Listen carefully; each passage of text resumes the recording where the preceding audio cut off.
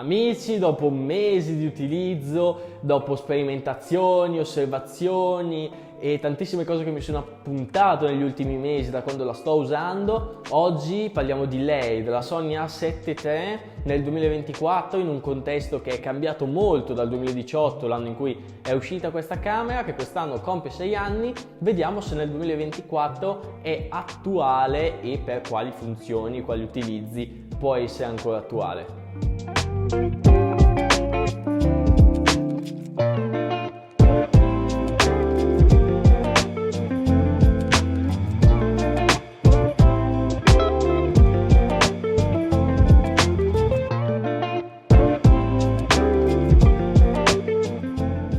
Benvenuti in questo nuovo video, benvenuti a voi, benvenuti a noi squattrinati che non ci possiamo permettere macchine di ultima generazione. No, ovviamente sto scherzando. La Sony A7 III io l'ho comprata a luglio, quindi da luglio a oggi ci ho fatto un bel intenso utilizzo tra foto, video, diverse tipologie di foto, diverse tipologie di video, lavoretti, cose, quindi vi do una panoramica a oggi per chi è attuale, per cosa è attuale. E lo faccio partendo dal design. Sarò veloce sulla parte del design. È un design comunque ancora oggi attuale che Sony ha ripreso nelle macchine sulla stessa fascia, quindi A7 IV, A7S III, A7 e tutta la serie di A7R con la 7R4 che è uscita dopo di questa e la 7R5, quindi diciamo che il corpo che ha una buona maneggiabilità, che è ergonomicamente molto buono e che non pesa troppo, è ancora con un design attuale.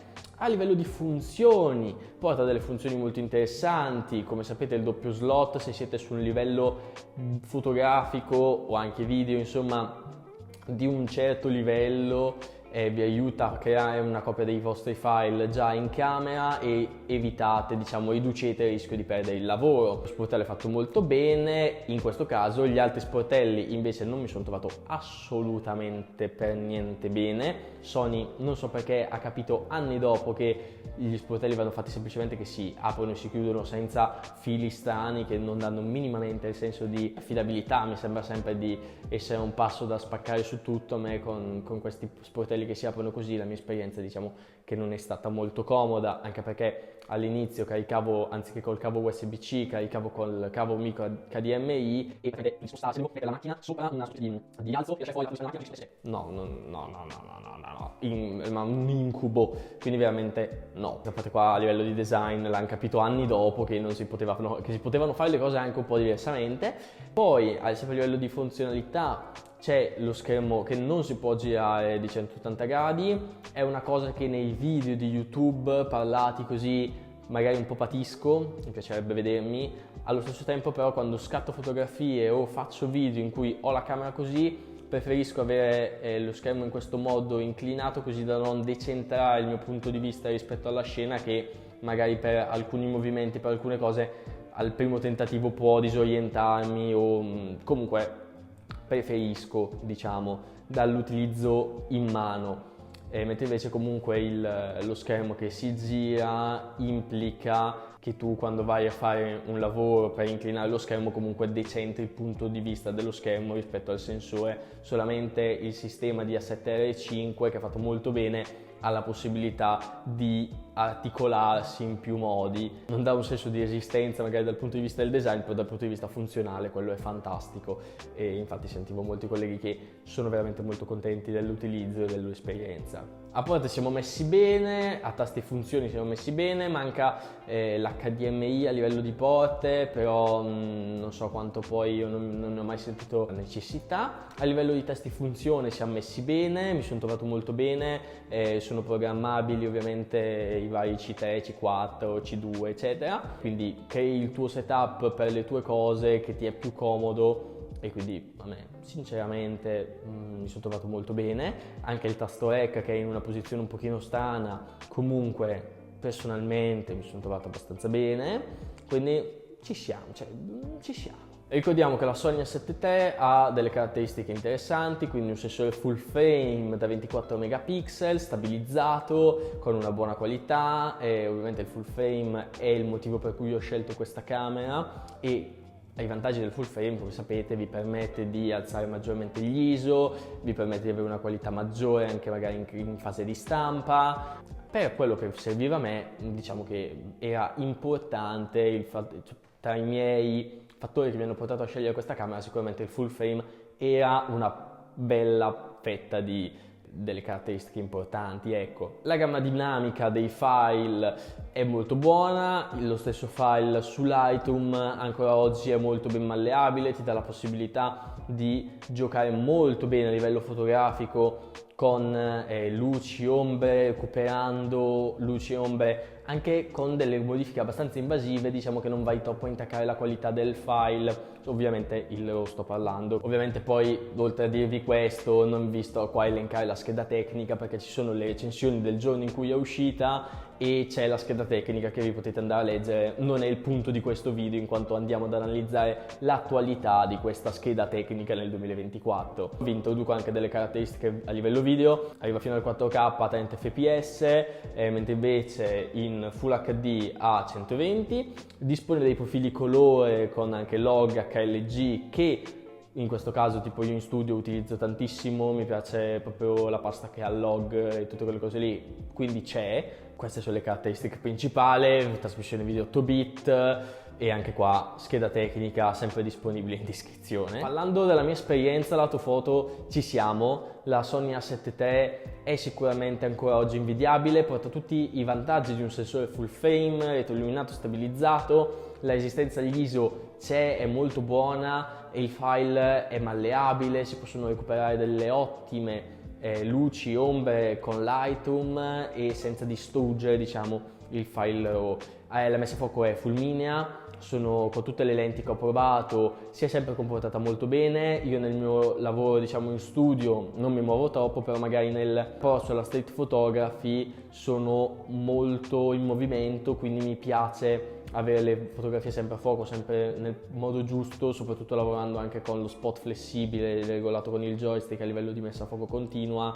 Diciamo che mi trovo veramente molto bene e mi sono trovato bene, tanto da definire il fatto che secondo me Sony A7 III a livello di autofocus ci siamo. Cioè ancora oggi è molto difficile trovare uno scatto non a fuoco, una clip in cui perde il fuoco. Lato video, discorso analogo, nel senso che l'autofocus è molto veloce, resiste molto bene agli ISO. Per la parte colore, come abbiamo parlato di una buona gamma dinamica sul lato foto, sicuramente anche dal punto di vista del video ci pensano i profili colore a rendere attuali i file di questa camera e ben malleabili a livello di qualità e a livello di post produzione, colori eccetera.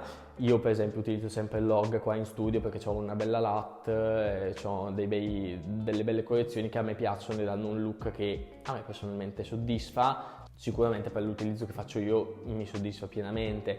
A livello proprio tecnico, il 4K 30 fps 25 a oggi è lo standard. Non so se nei prossimi anni continuerà a essere uno standard, per questo dopo, quando parleremo di attualità video, ci soffermeremo un pochino su questo punto. Prima di scoprire se Sony A7 III è attuale o meno nel 2024, vi ricordo, amici, di iscrivervi a questo canale che sta crescendo piano piano, e se siete appassionati di fotografia e avete bisogno di sentire parlare di fotografia, qua in questo canale c'è tutto quello di cui avete bisogno per imparare, per approfondire, per aspetti tecnici, per recensioni. Stiamo crescendo, stiamo arrivando a dei buoni livelli, quindi entrate a far parte di questa community perché arriveranno tantissimi buonissimi progetti. Parliamo però adesso di attualità, come siamo messi, come va questa Sony A7 III nel 2024, e ovviamente dividiamo la parte fotografica dalla parte video perché ognuno ha le proprie esigenze. Secondo me nel 2024 ad oggi, fotograficamente parlando, la Sony A7 III va benissimo per la maggior parte dei fotografi che sono interessati a una macchina di questa tipologia, perché ha una buona qualità, ha degli aspetti tecnici e che nella user experience si fanno sentire molto e che sono veramente positivi. Per i social va benissimo, il sensore full frame vi permette anche di uscire dal contesto smartphone, quindi di creare delle stampe di qualità e magari di dimensioni superiori, quindi ci siamo. Sicuramente non è la camera perfetta per professionisti molto avanzati che magari ricercano una qualità di immagine attuale, contemporanea, con la color science nuova di Sony che è stato sviluppato già da 7.4, che quindi è il modello successivo. Però se avete delle costrizioni di budget e cercate una buona qualità di immagine, dal mio punto di vista fotograficamente la Sony A7 III a oggi regge benissimo il confronto per utilizzo social, per creazione di ritratti, che poi alla fine bisogna vedere la finalità di queste immagini che andiamo a produrre, perché obiettivamente, dato che il 90% delle fotografie che vengono fatte in molti lavori e in molte branche della fotografia poi va a finire su Instagram o comunque su dei siti web che vengono visualizzati da computer o da smartphone, il sensore full frame e la Sony A7 III a oggi vi permettono di essere attualissimi. Attualità video, il discorso è un po' diverso. Come vi dicevo prima, A7 III rispetta tutti gli standard attuali, però si ferma lì. Nel senso, cosa vuol dire?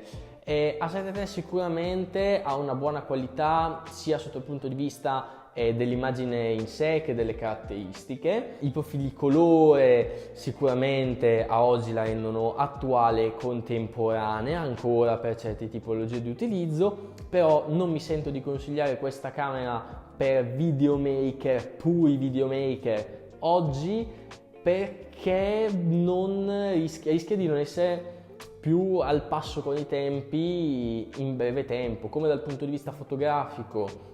Visto l'evoluzione che sta avendo la fotografia, che si fa comunque sempre sui social, che per i prossimi anni può essere sempre buona. Mentre invece se andiamo a vedere la parte di video, non mi sento di dare lo stesso consiglio, non mi sento di sbilanciarmi in questo modo. Ho, diciamo, questo presentimento che possa non aiutarvi a essere al top per ogni lavoro, quindi personalmente non mi sento di consigliarvela. Quindi perché questa Sony va acquistata e per chi è questa Sony nel 2024? Sicuramente per tutti coloro che lavorano come fotografi, che hanno bisogno di un sensore full frame, di un'ottima qualità e di file che possono essere ben lavorabili, ci siamo, sicuramente sì. E per chi ha costrizioni di budget, perché come nel mio caso io non potevo permettermi una Sony A7 IV e una buona lente, e quindi dato che avevo un buon budget per Sigma 2470-2.8 Art e Sony A7 III, ho preferito fare questa tipologia di investimento, anche per il fatto che poi usata sicuramente la trovate a dei prezzi veramente interessanti. Io ho speso 1.700 euro tra lente e macchina, è stato un vero affare, dando però in permuta la mia vecchia attrezzatura. Secondo me, se siete come me ibridi foto e video, può starci, perché il video è parte del lavoro ma non è tutto, e se lavorate soprattutto con le fotografie e fate anche video, secondo me può starci. Dalla mia esperienza io sono molto contento e è sicuramente molto attuale. Non va bene la Sony A7 III se siete solo videomaker, se siete professionisti avanzati, e dei contro, diciamo, di questa macchina è che sicuramente la sorella maggiore Sony A7 IV, che io ho avuto un po' la possibilità di provare, negli scatti ha una color science portata avanti da Sony con gli ultimi sviluppi, gli ultimi aggiornamenti, che effettivamente dà una pasta un po' diversa ai vostri scatti. Certo è che dovete guardare un pochino quali sono le vostre esigenze, quali sono i vostri budget. A7 IV oggi tra 5 anni sarà comunque attuale, Sony A7 III tra 5 anni può avere un pochino degli intoppi, diciamo, ecco. Quindi riflettete bene, io l'ho fatto nel mio acquisto, sono molto contento, lo rifarei, ve la consiglio se rientrate nella categoria fotografi. Secondo me, parere personale, è meglio risparmiare un pochino sul corpo macchina per andare su una buona lente, poi è un parere personale. Noi ci vediamo nel prossimo video, mi raccomando iscrivetevi, spero che il video vi sia piaciuto, che vi abbia dato una guida all'acquisto e spero proprio che vi siate sentiti coinvolti in questo mio esperimento della Sony A7 III che cocchetterò e che confermo come mia macchina fotografica principale. E basta, noi ci vediamo in un prossimo video, ciao a tutti!